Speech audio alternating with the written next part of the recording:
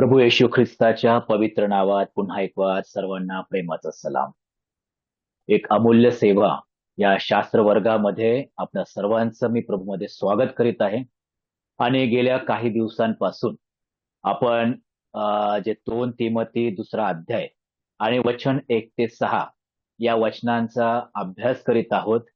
पुन्हा एक वार त्या वचनांकडे आपण वळूया आणि प्रभूकडे एकच विनंती की प्रभू आज आमच्याशी बोलावं आणि त्याच्या या वचनांच्या द्वारे जो गुप्त मानना आहे प्रभूने आज त्याच्या पवित्र आत्म्याद्वारे द्यावा.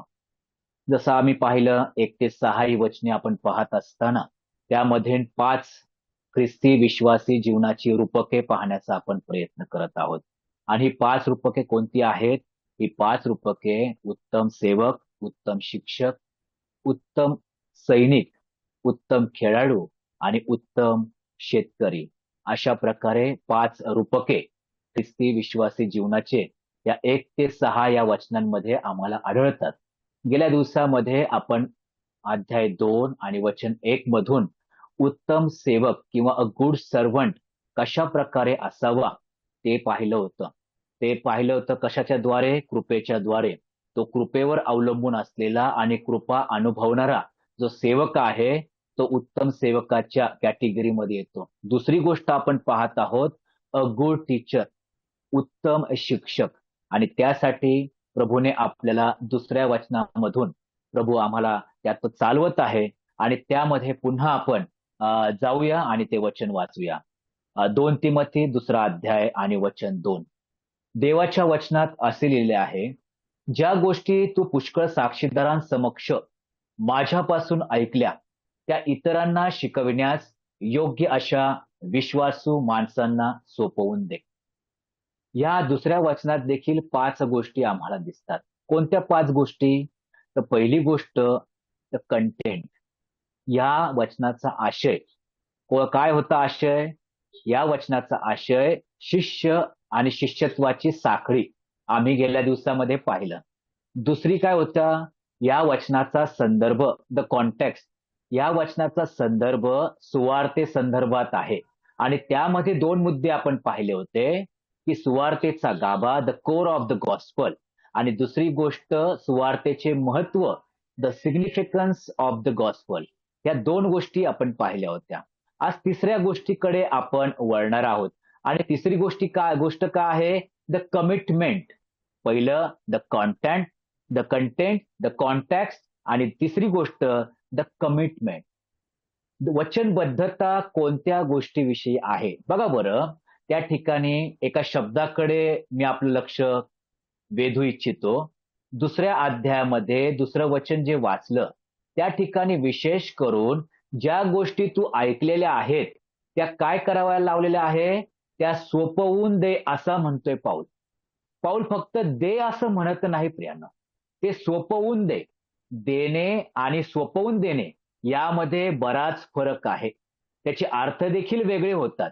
आणि अशा प्रकारे पाऊल म्हणत आहे की हे सोपवून दे म्हणजे काय? The commitment of the gospel. सुवार्तेबद्दल वचनबद्धता असणं गरजेचं आहे. हे सोपवून दे म्हणजे ज्या सुवार्तेचं महत्व गेल्या सत्रामध्ये आपण पाहिलं होते. पाऊल म्हणतो ही सुवार्थ अतिशय महत्वाची आहे, ती गंभीर आहे, ती मौल्यवान आहे, ती खजिनासारखी आहे आणि ती विश्वासू माणसांना सोपवून दे.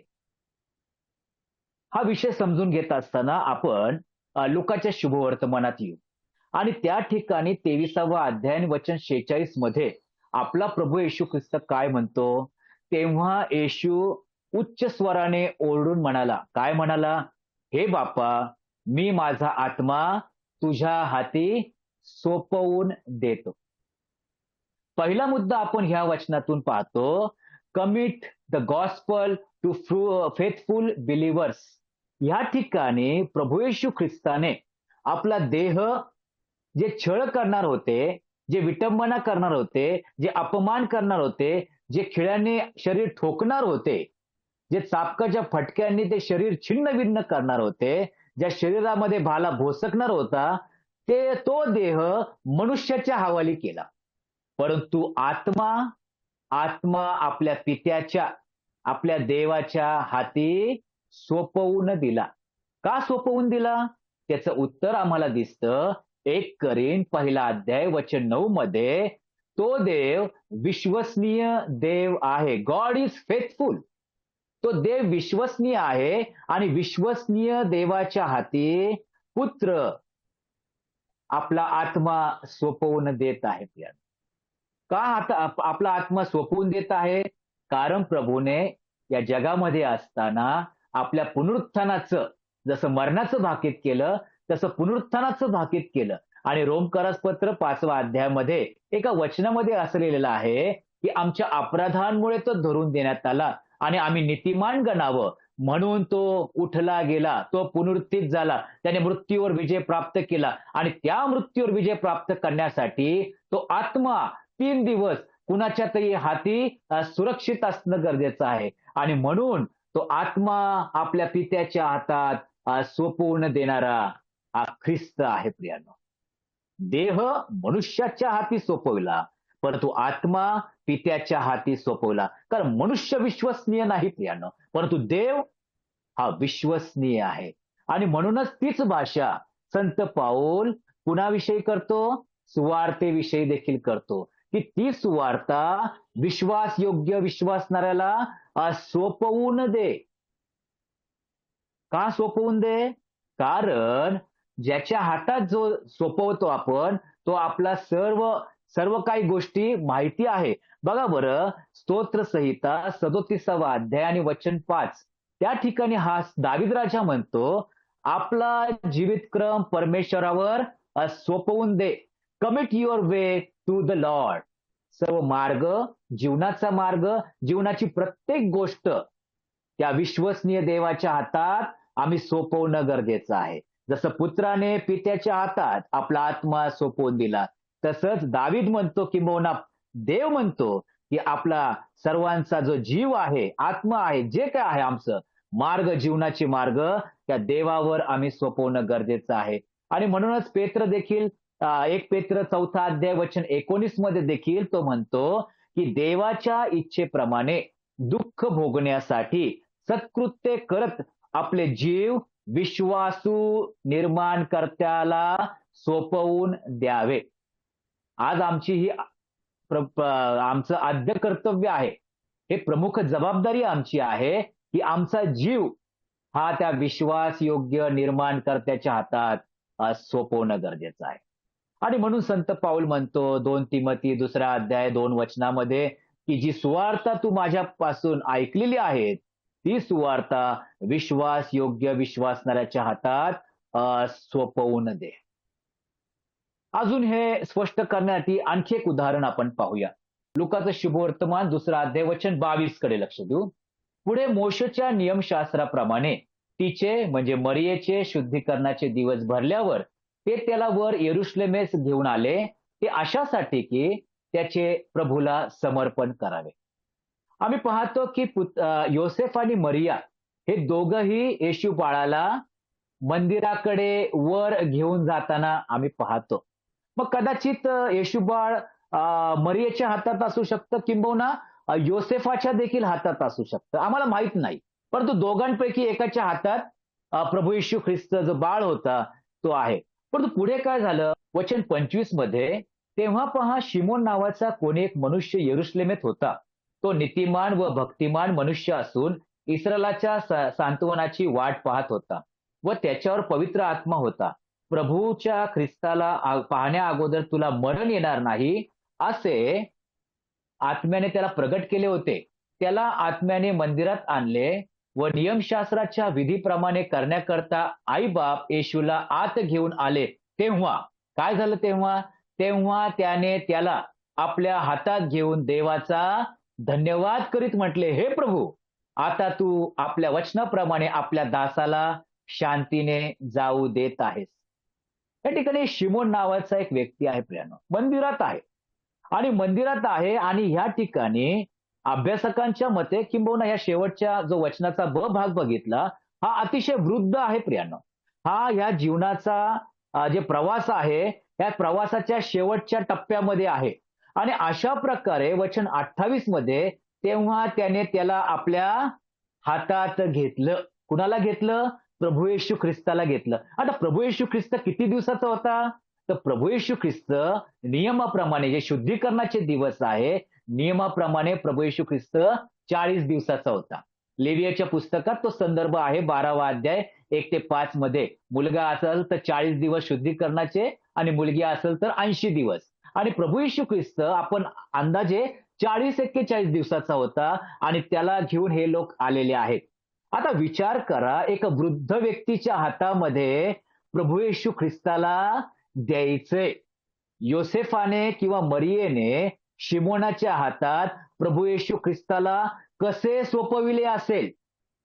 आणि अलगद असं आम्हाला देखील तो अनुभव आहे, की लहान लेकरांना जे दिवसांचे आहे, जे मान धरत नाहीत, त्या लेकरांना आम्ही दुसऱ्याच्या हातात कसं देत नाही आम्ही, तर त्या लेकरांना आम्ही सोपवितो. त्या ठिकाणी पहिला मुद्दा आम्हाला दिसतो, की प्रभू येशू ख्रिस्त जी सुवार्ता आहे, ती सुवार्ता मरियेने किंवा योसेफानी शिमोनाच्या हातात सोपवली. जशी शिमोनाच्या हातात ती सुवार्ता आली, त्यावेळेस काय झालं? वचन 30 मध्ये, कारण माझ्या डोळ्यांनी तुझे तारण पाहिले आहे. ती सुवार्ता त्याच्या हातात आहे प्रियानो. आणि म्हणूनच आम्ही पाहतो की प्रभू येशू ख्रिस्ताचा दास प्रेषित पाऊल म्हणतो, ती सुवार्ता सोपवून दे. कुणाला? विश्वासयोग्य विश्वासू माणसांना. Commit the gospel to faithful believers. प्रियानो, सुवार्थ अतिशय महत्वाचे. कुणाच्याही हातात जाणार नाही. सुवार्थ ऐकणारे भरपूर आहे, पण सुवार्थ ज्याच्या हातात सोपवलेले आहेत ते निवडक असे लोक आहेत. निवडक आहे. शिमोनाच्या हातात, थरथरणाऱ्या हातात, जो अशक्त हात आहे त्याच्या हातात ही सुवार्ता योसेफ किंवा मरिया सोपवून देत आहे. काय ते गांभीर्य! तर घेत असताना, सुवार्थाचा स्पर्श करत असताना त्या शिमोनाचे शब्द काय आहे?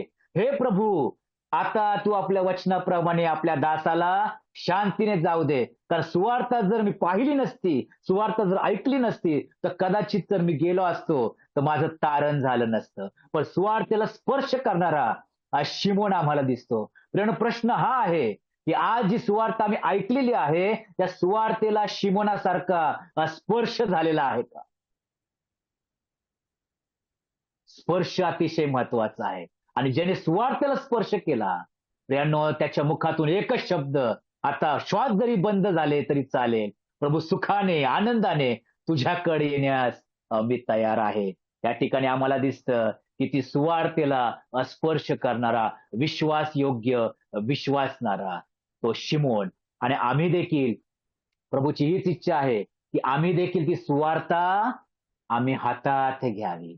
आम्ही त्या सुवार्तेला स्पर्श करावा. आम्ही त्या सुवार्तेला सोपवून देखताना देखील ते गांभीर्य लक्षात ठेवावं.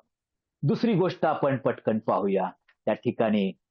1 थेसलनी दुसरा अध्याय, 1 थेसलनी दुसरा अध्याय आणि वचन 4. त्या ठिकाणी असं लिहिलेलं आहे, संत पाऊल म्हणतो, तर सुवार्ता आमच्यावर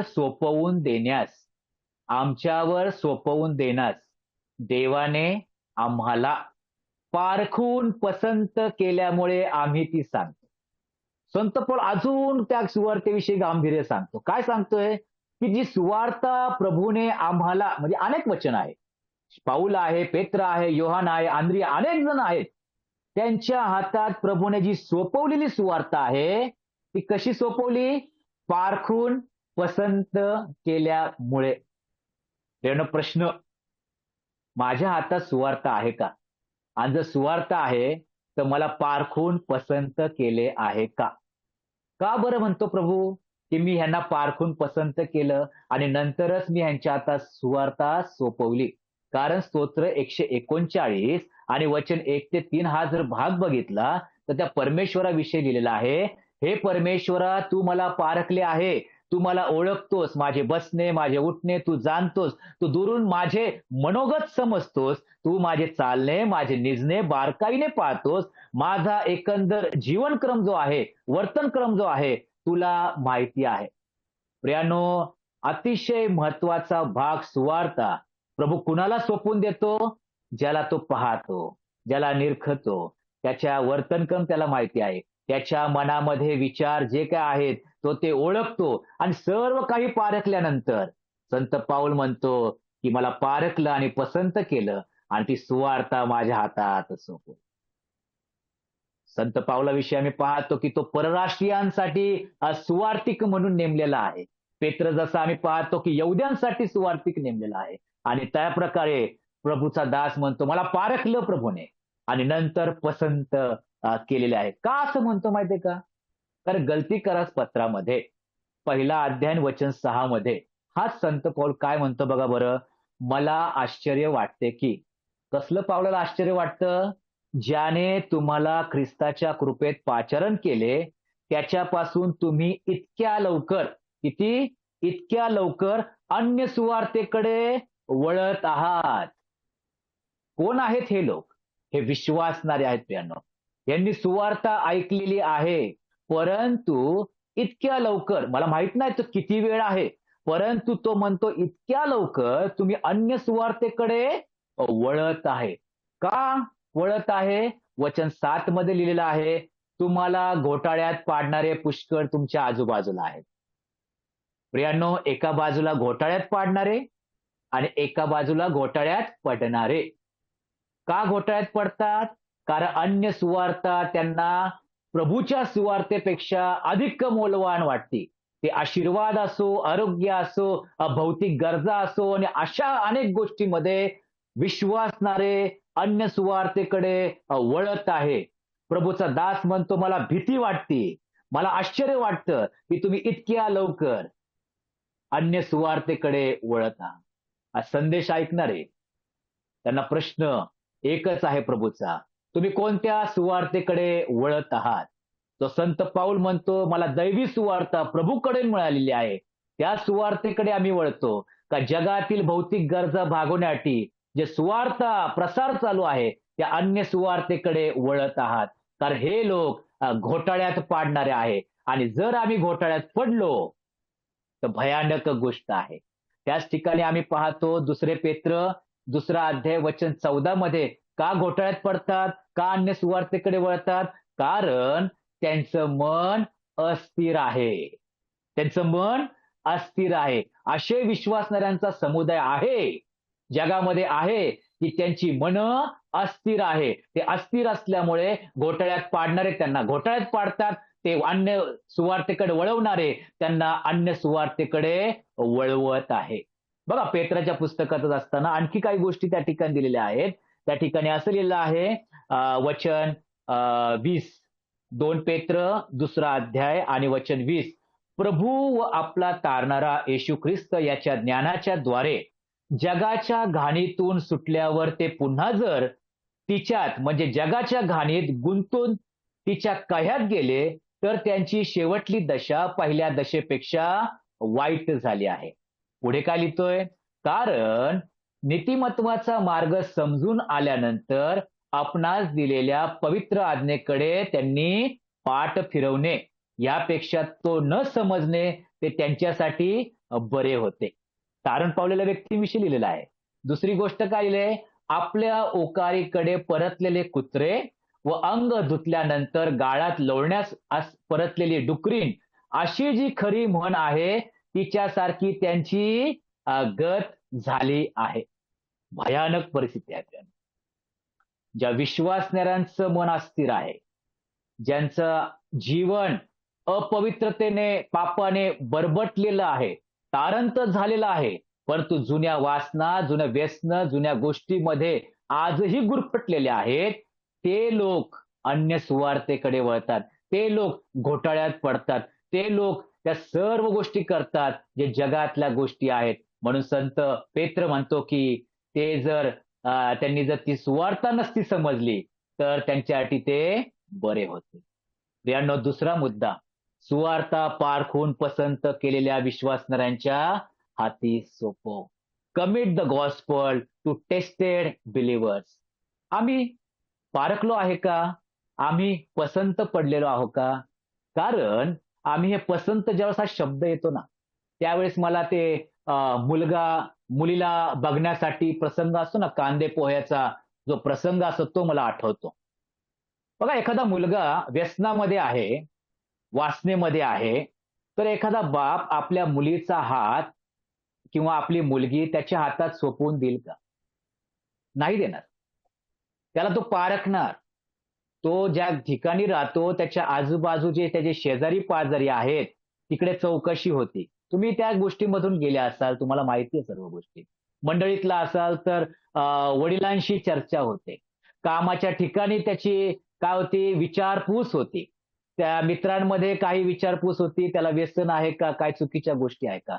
आणि तदनंतर एक बाप आपल्या मुलीचा हात त्याच्या हातात देतो, आपली मुलगी त्याला सोपवून देतो.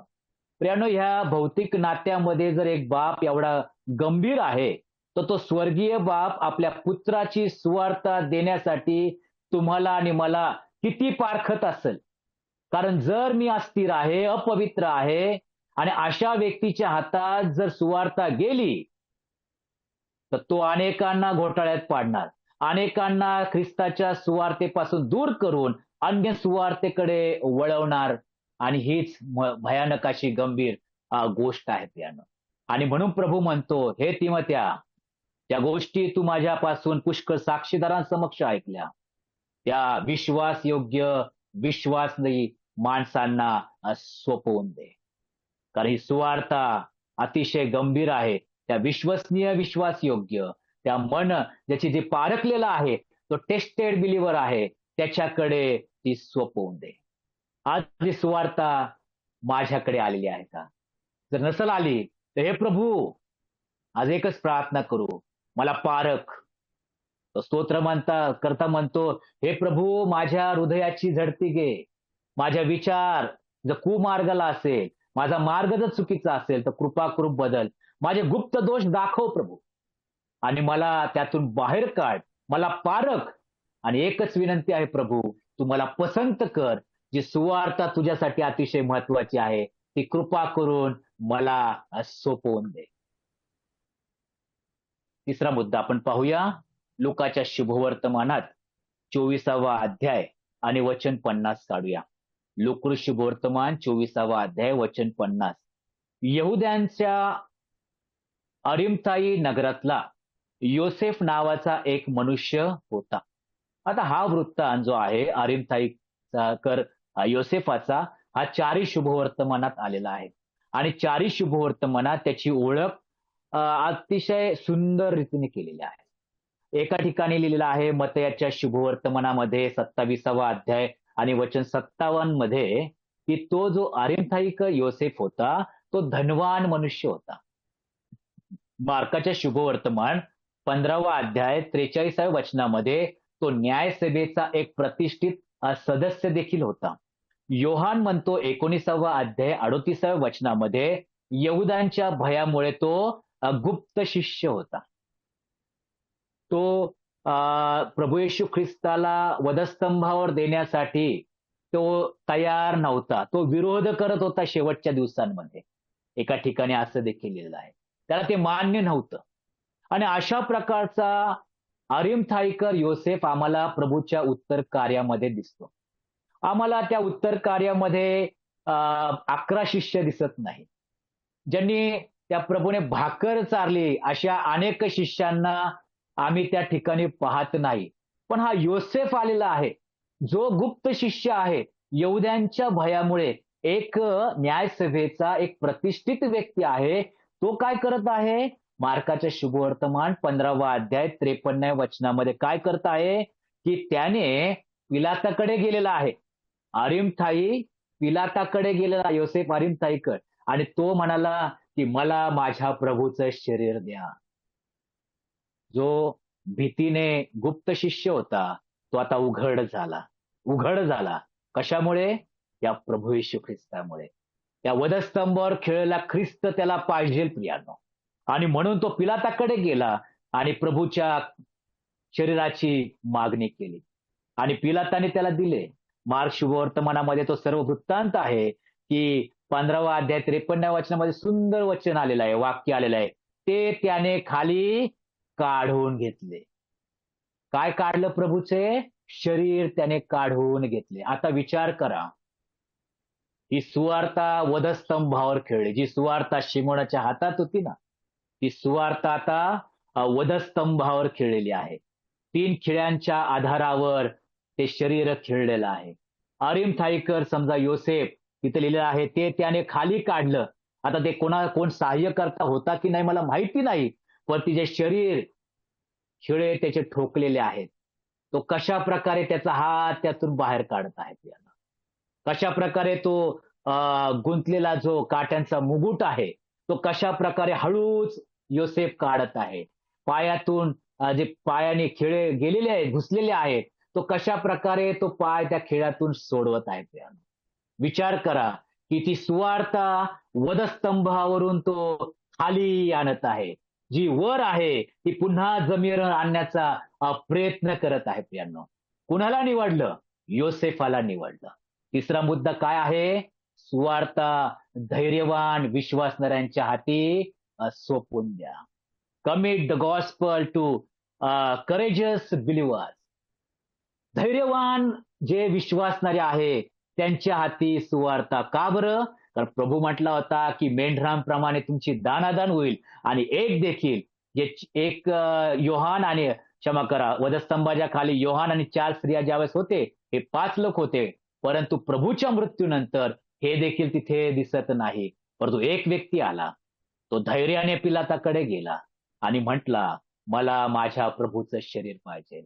मार्क म्हणतो की अरिमथाईकर योसेफाने ते शरीर वधस्तंभावरून खाली आणलं. एवढंच नाही, खाली आणल्यानंतर जो रात्रीचा आलेला निकोदेम घाबरत घाबरत भीत आला होता, तो देखील आता गुप्त नाही राहिला. तो देखील उघड शिष्य झाला. त्याने देखील सुगंधी द्रव्य घेऊन आलेला होता. आणि मग या दोघांनी प्रभू येशू ख्रिस्ताचं शरीर त्या शुद्ध नवीन शुभ्र तागाच्या वस्त्रामध्ये गुंडाळलं. सुवार्ता वधस्तंभावरून खाली काढली आणि आता सुवार्ता शुद्ध पांढऱ्या अशा शुभ्र वस्त्रामध्ये गुंडाळली. का? तर आता सुवार्ता कबरेमध्ये जाणार आहे. सुवार्तेला कबरेमध्ये ठेवायचे. का?